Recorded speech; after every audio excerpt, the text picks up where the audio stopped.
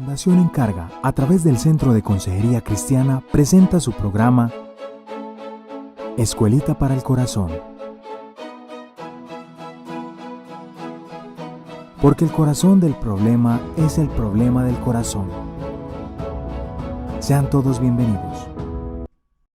Saludos a todos, gracias por estar con nosotros nuevamente en un episodio más de Escuelita para el Corazón. Les damos la bienvenida a esta nueva temporada de ¿Usted qué haría? Hoy estamos en la continuación, en la parte 2 del episodio anterior, así que si tú estás viendo este episodio y no has visto el anterior, te invitamos a que lo hagas. Bueno, y me presento, mi nombre es Valentina Rueda y estamos acá contentos de estar nuevamente en un caso más y está con nosotros nuestro consejero.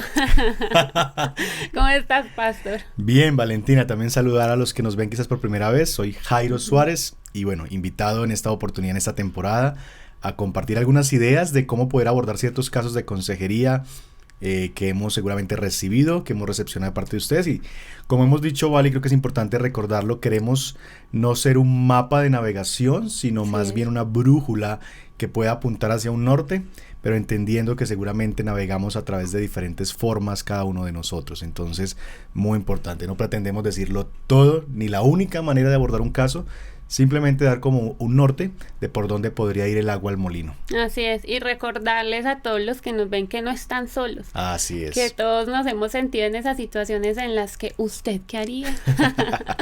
Entonces estamos acá diciéndoles que no están solos, que los acompañamos, que tienen una herramienta más para visitar, para ayudarse en los casos que han sido difíciles, problemáticos. Bueno, y somos el pueblo de Dios y creo que todos nos encontramos con esas situaciones, entonces no estamos exentos de ello y para eso estamos aquí con ustedes y gracias por acompañarnos nuevamente. Entonces, como les dije al inicio, esta es la continuación de un caso que ya iniciamos, que estaba un poco larguito, con muchos detalles, entonces decidimos partirlo en dos para que no se nos hiciera tan pesado y tan largo. Y bueno, entonces, ¿qué vamos a hacer? Vamos a volver a leer el caso para que entremos como un poquito nuevamente en contextualización y podamos recordar como los detalles importantes para que ya lo finalicemos y encontremos ahí nuevos asuntos por explorar. Entonces los voy a leer nuevamente para ustedes el caso de César y Ángela. Bueno, dice así el caso. César y Ángela asisten a una iglesia al otro lado de la ciudad y solicitan reunirse con usted porque ayudó a unos amigos suyos hace varios meses. Ellos vienen para pedir consejería por un problema persistente en su matrimonio.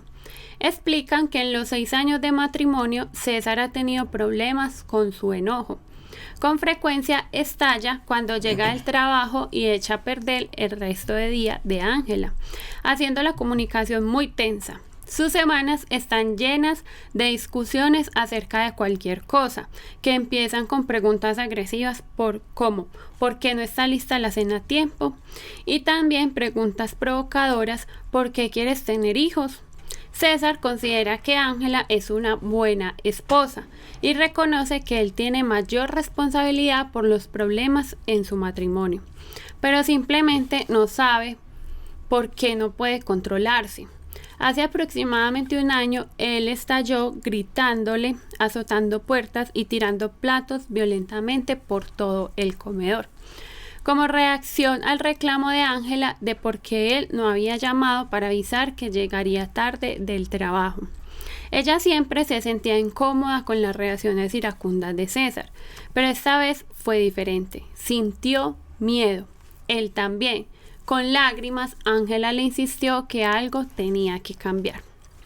César habló con su pastor, quien le dijo que necesitaba ver a un psicólogo cristiano.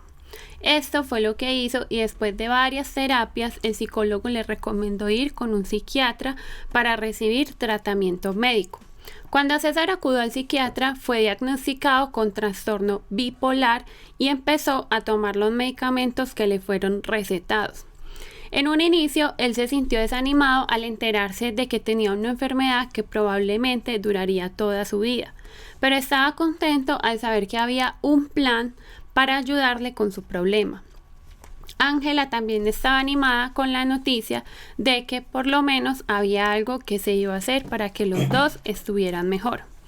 Sin embargo, después de varios meses, ese ánimo se terminó cuando César realmente no había cambiado.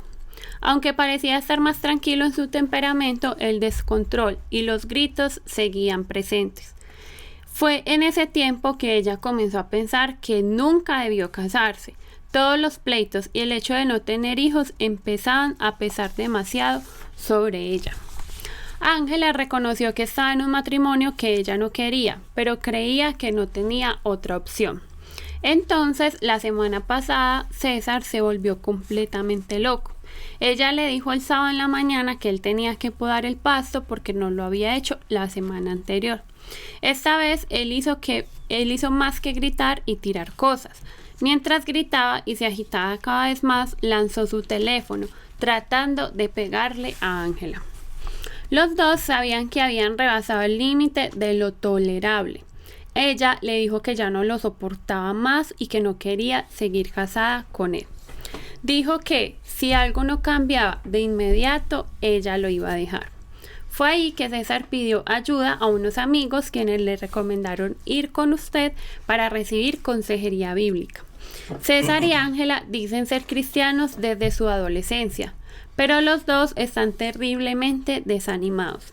Él no sabe cómo tratarla mejor, ya que tiene una enfermedad. Ángela ama a su esposo, pero está cansada de ver que sus problemas con la ira solo empeoran. Ella se siente mal cuando piensa en dejar a César porque sabe que tiene una enfermedad, pero está cada vez más convencida que Dios la está guiando a divorciarse. Bueno, este es nuevamente nuestro caso. Y hoy entonces, Pastor, vamos a tomar la tercera pregunta, que ya resolvimos dos. Y la pregunta aquí es, ¿cuál estrategia emplearías para guiar a César y a Ángela al arrepentimiento, la reconciliación y restauración? Muy bien, bueno, gracias Vale por leernos una vez más el caso, ponernos en contexto. La semana pasada hablamos, solamente como para recordar, de dos cosas que teníamos que desmontar, dos absolutos con los que llegaron los aconsejados. Uno es, tengo una enfermedad, entonces no tengo nada que hacer. Si soy enfermo, estoy atado y no puedo cambiar, y hablamos un poquito de eso. Y número dos, Dios me está guiando al divorcio, por lo que si Dios me está guiando al divorcio, pues no divorciarme será no estar obedeciendo la voz de Dios. Y también trabajamos con esa afirmación que Ángela nos entregaba. Entonces, ya teniendo eso en claro, vamos a trabajar ya un poquito más del proceso de consejería. Yo siempre quisiera arrancar, como hemos dicho y hemos aconsejado, con esperanza, ¿verdad? Y con el reconocimiento de que cuando alguien viene a consejería no es fácil. Y este es un caso donde no es la primera vez que vienen buscando ayuda. César y Ángela han estado en psicólogos, han estado con su pastor. En estos 6 años, creo, de matrimonio han intentado muchas cosas y nada ha funcionado. Así que yo quisiera animarles y afirmar el hecho de que una vez más están buscando ayuda. Eso no es fácil, es una enorme bendición que ellos todavía estén haciéndolo, aun cuando en el pasado no han hallado fruto. Y quiero decirles también que yo tengo esperanza de que Dios puede transformar sus vidas. Y la razón por la que tengo esperanza en medio de un caso tan difícil es por lo que Dios ha hecho. Y quizás por donde yo arrancaría es ayudarles a ellos a hacer como un estudio de caso de lo que Dios es capaz de hacer con una vida, con su creación, cuando su creación decide caminar en su voluntad. Entonces los llevaría a Génesis capítulo 1, ¿verdad? Hay una descripción que creo que se parece mucho a la descripción de este matrimonio, está en Génesis 1:2. La escritura, refiriendo el estado inicial de las cosas, dice que la tierra en NBI era un caos total. Y si pudiera arrancar por ahí, le diría a Ángela y César y Ángela, ¿no les parece que eso identifica muy bien o describe muy bien su matrimonio? Un caos total. La Reina Valera llama eso desorden y vacío, ¿verdad? La tierra estaba desordenada y vacía. Y si algo podemos estar de acuerdo en esta historia, es que esta historia está llena de desorden y llena de muchos vacíos que se tratan de llenar a través de reclamos, de la ira y de tantas otras cosas que se dicen el uno al otro. Así que hay una identificación con su realidad. Hay un estado en el que ellos están en un caos total. Ahora, lo interesante de esta narración de Génesis 1 es que cuando llegamos al verso 31, la escritura dice de esa misma creación las siguientes palabras. Dios miró todo lo que había hecho y consideró que era muy bueno. Entonces, inmediatamente la pregunta que nos formulamos es ¿cómo? cómo la tierra pasó a ser de un caos total y 6 días más tarde, solo 6 días más tarde, cuando Dios la vuelve a ver, dice que es buena en gran manera. Y uno dice, ¿cómo Dios convirtió, cómo algo llegó a ser que era tan malo, un caos, un desorden, un vacío, a convertirse en algo bueno en gran manera? Y cuando nosotros nos hacemos esa pregunta, tenemos que ver qué pasó en los versículos intermedios. ¿Qué pasó entre el verso 2 y el verso 31? Y lo que vemos, mis hermanos, en esa realidad es que hay una repetición que se da durante los versos que siguen al verso 2. Y que es, creo yo, que la razón que produjo este cambio tan extraordinario en el estado de las cosas. Y ese estribillo está en las siguientes palabras, según la versión que tú leas, pero yo estoy en NBI, y dice el verso 3, y dijo Dios, verso 6, y dijo Dios, verso 9, y dijo Dios, verso 11, y dijo Dios, verso 14, y dijo Dios, verso 20, y dijo Dios, verso 24, y dijo Dios, verso 26, y dijo Dios.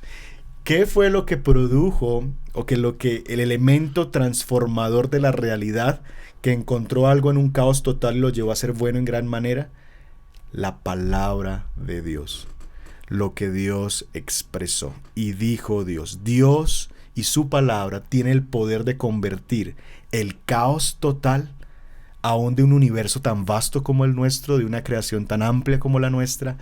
La palabra de Dios tiene el poder de coger el desorden y el vacío, el caos total, y transformarlo a través de ella en algo bueno en gran manera. De tal manera que mi confianza está ahí. Si Dios pudo transformar el mundo, la creación, en 6 días con su palabra, Dios puede transformar el matrimonio de César y Ángela a través del mismo viejo truco. La palabra de Dios, lo que transforma la vida de una persona, de un matrimonio, lo que transformó el mundo, lo que le dio existencia al orden creado, es la palabra de Dios. Esa misma palabra de Dios está entre nuestras manos y la tenemos a nuestra disposición. Por eso tengo confianza, César y Ángela, de que Dios puede coger su matrimonio, que está en un caos total, y al cabo de unos meses y de un proceso que vamos a caminar juntos, llevarlo a algo que Dios diga cuando los vuelva a ver es bueno en gran manera.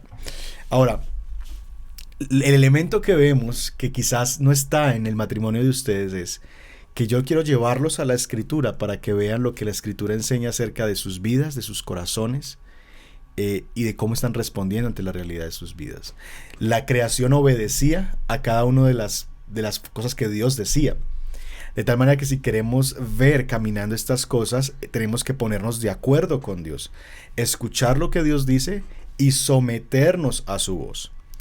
Y es allí donde yo quisiera animarles a ellos principalmente a considerar que el desorden de su matrimonio no es exclusivamente producto de una enfermedad, sino es producto de 2 corazones pecaminosos, uno que explota en ira cuando no obtiene lo que desea, cuando las cosas no salen como él quiere y su esposa no participa en su felicidad y en su comodidad. Y el otro, un corazón que responde con repudio y deseos de abandonar cuando la presión está ardiendo en medio de su vida o está pegando fuerte contra su vida. De tal manera que lo que le diría a Ángela y a César para guiarlos al arrepentimiento es: hermanos, necesitamos ponernos de acuerdo con Dios.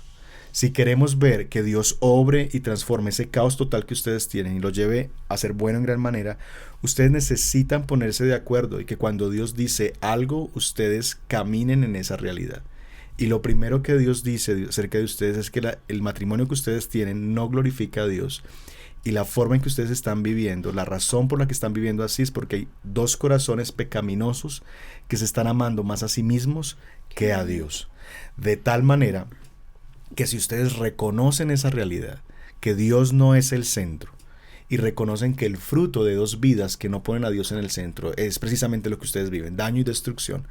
Si ustedes hacen eso, la palabra de Dios dice que si ustedes se humillan reconociendo la necesidad de la intervención de un Redentor, Él no los rechaza. Y es lo que la Escritura dice en el Salmo 51, 17, que Dios no los va a rechazar. A un corazón que está contrito, que está humillado, un corazón que viene delante de Él, Dios no lo rechaza. Y lo que me dice a mí, el hecho de que ustedes estén presentes en esta consejería, es que a mí me da un buen indicio, una buena espina, como decimos por aquí, de que ustedes quieren poner a Dios en el centro. de tal manera que quisiera animarles a considerar que lo que vamos a caminar juntos en este proceso de consejería, número 1, hay esperanza, Dios puede transformarlo. Número 2, el enemigo con el que batallamos no es nuestro cónyuge, el enemigo se llama pecado, que es el que trae destrucción y daño a sus vidas.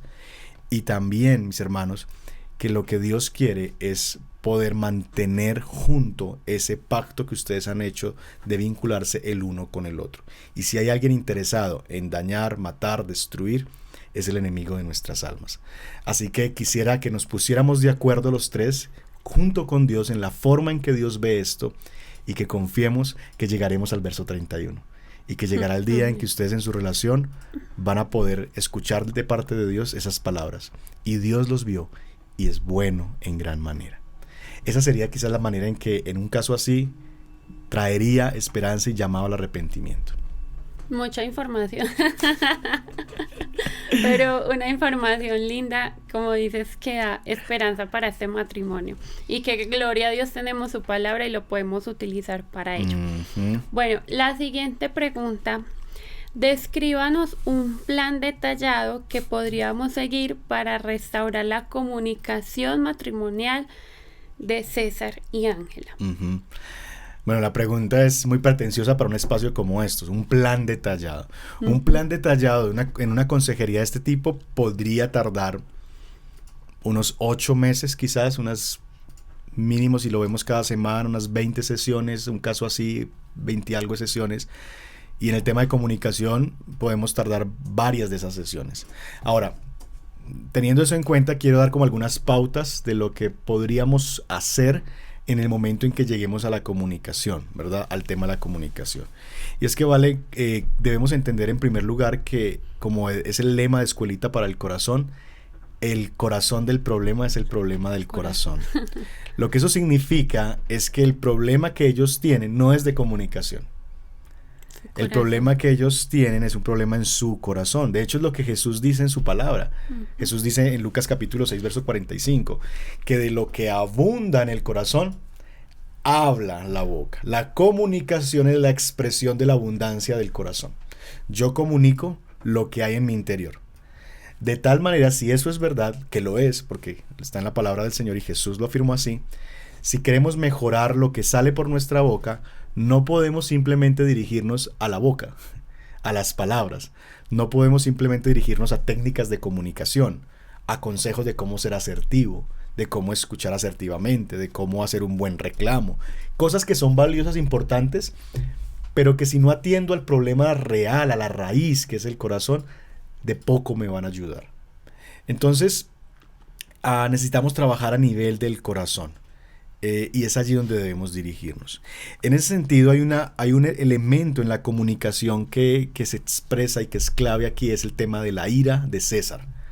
Ella manifiesta que esta ira se ha extrapolado ya a un elemento físico, donde él lanzó, creo que su celular, si mal no recuerdo, a maltratar a su esposa.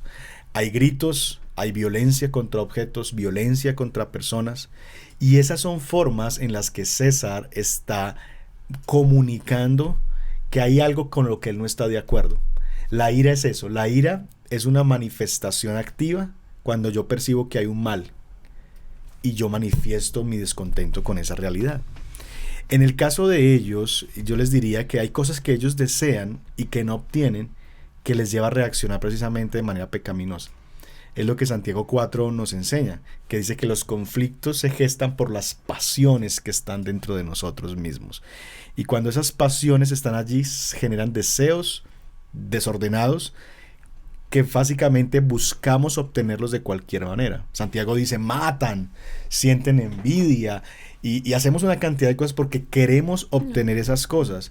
Y cuando no las obtenemos nos frustramos. Y en la frustración es donde vienen elementos como la ira. Como esa persona no colaboró conmigo en lo que era mi deseo, entonces estallo en ira.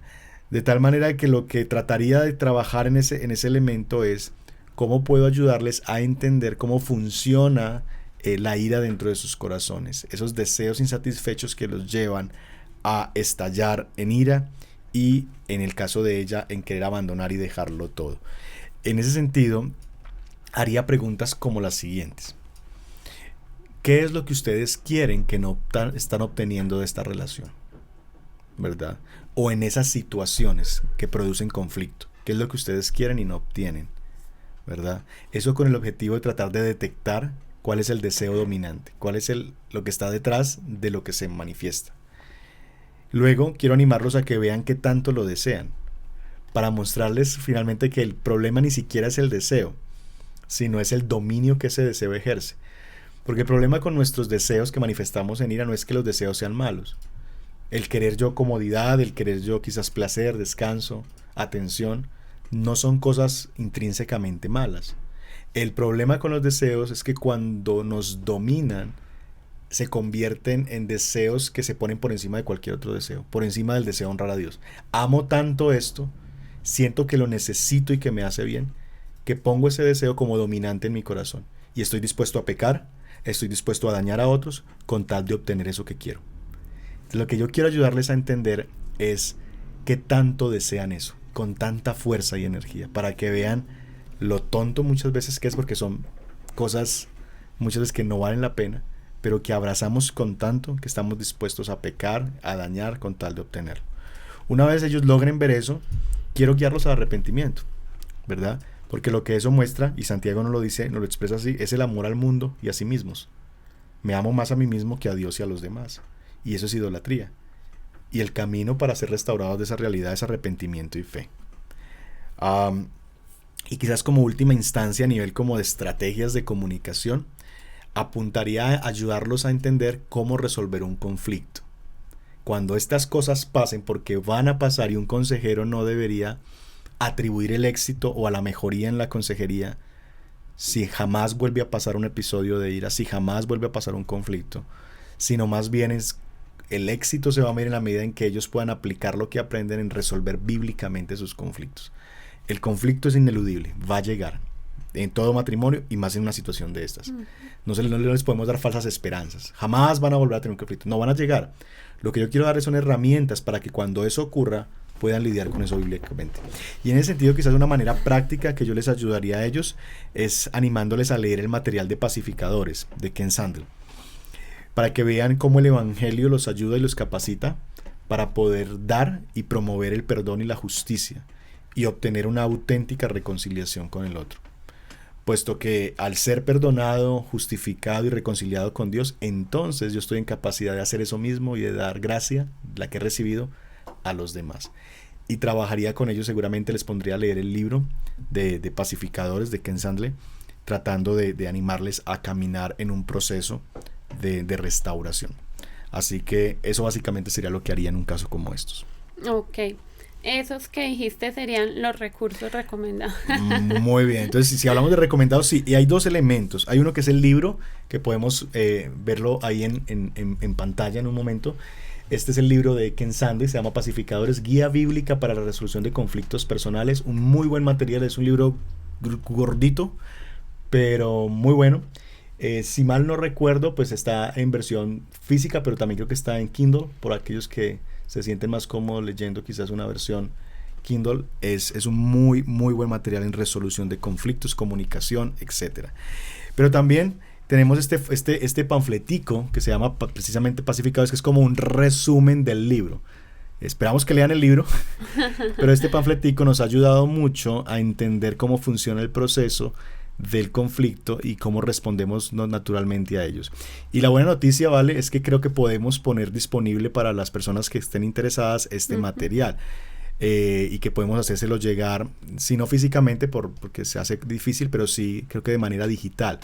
Entonces cuéntanos un poquito cómo las personas podrían acceder a este folletico.